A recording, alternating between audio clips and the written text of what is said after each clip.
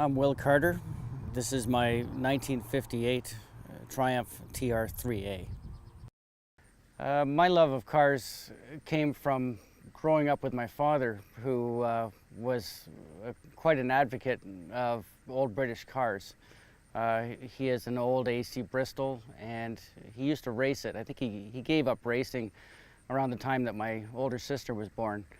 But he's always loved the old British cars. He had brought me up and showed me how to repair the cars. We restored the cars together, and I've just always appreciated the simplicity of the pure old British sports car. I found this car through the Historic Automobile Association. I was a member of the club, had the car for about 20 years, and he hadn't restored it.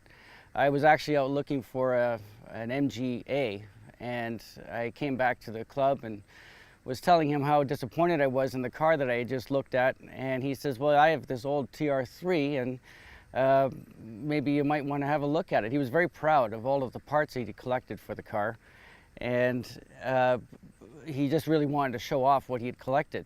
And I asked him if he would be, interested in selling it, and he said he might be, and I went over to have a look at it.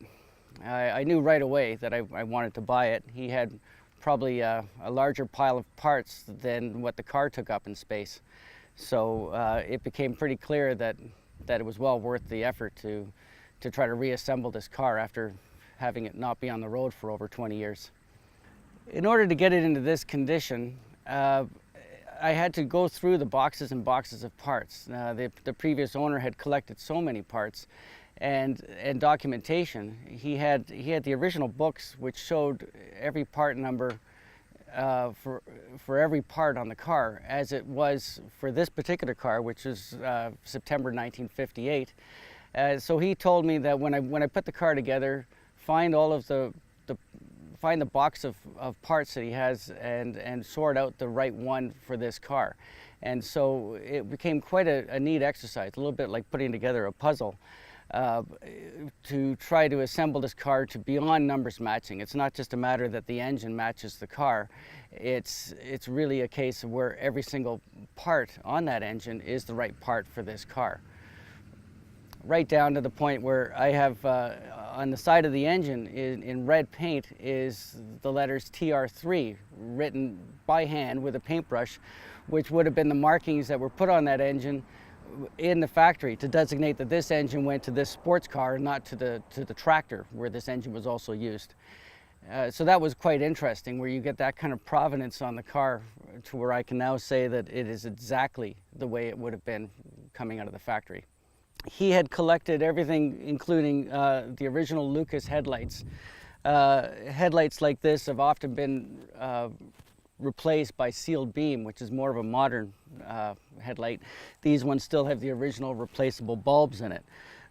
Things like the driving lights are original Lucas driving lights, not a reproduction.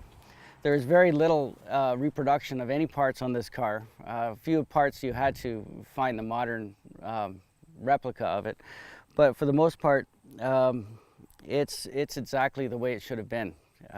There was some details in electrics which were very interesting. Everybody seems to really worry about Lucas Electronics. I think they call it Lucas the Prince of Darkness when it comes to British cars.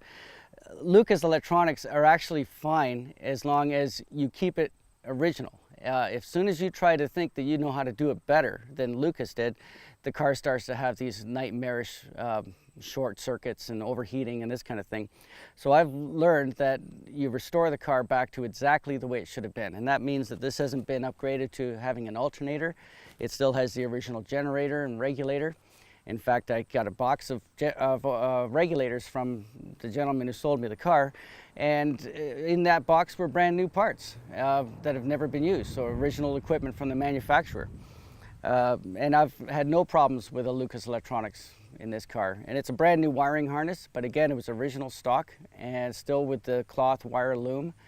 The car came with about 32 SU carburetors, and he was adamant that when I put the car together, I find the right carburetor with the right with the right fittings and make sure that it's exactly the way it should have been. There's a fuel shutoff valve, for instance, going to the carburetor, that the idea was that if you park the car for any period of time, you actually push down this fuel shutoff and turn it, and it actually has the original cork seals on it.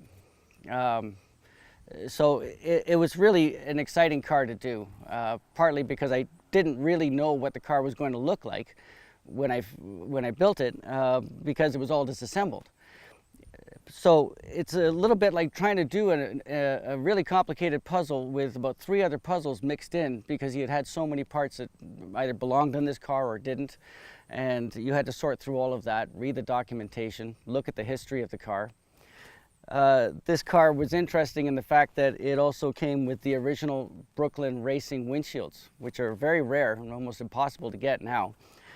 It has its original windshield that you would have taken off on British track days. If you went off to race for the weekend, you would arrive with the full windshield on. With 2 quick connectors, you would take the windshield off, race for the afternoon, pop the windshield back on again and go home.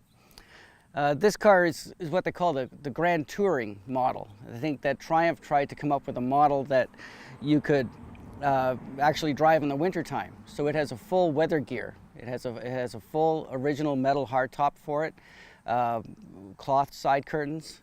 It has a cloth rag top as well. All of that stuff is all original and belongs to this car. So it makes it quite a complete model. Now that the car is fully restored, I'm not quite sure what I'm going to do with it. I've often restored these cars and sold them when I find something more interesting.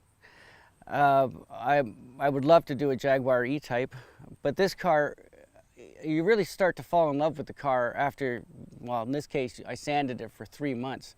The whole restoration took 7 months, which is pretty fast by restoration standards. But when you consider that 3 months of that was just sanding, you can't sand a car for that long without falling in love with it. I think that what I will end up doing is driving the car and keeping it. I can't see selling it at any time soon. It would have to be something really interesting would have to come along for me to part with it.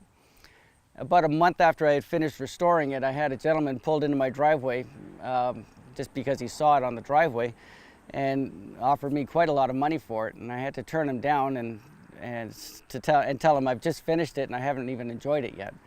The car is an absolute dream to drive, surprisingly. I think my favorite part about the car is the amount of detail that's gone into making it correct, and really I love driving it. It does drive like a race car, and they were used for racing, and I wanted to feel that. So I wanted to make sure that everything stayed as period correct as absolutely possible. Nothing has been upgraded or modernized, which means that driving the car becomes a real trip back into history. Every car has its quirks. There are no synchronizers in first gear, which means you have to come to a complete stop. There is an overdrive on it, but you can definitely, when you feel the car and drive the car, you can sense what it was like to race them. They were an absolute thrill. So that's my favorite part, is really driving the car at the end of the historic restoration and everything that went into that.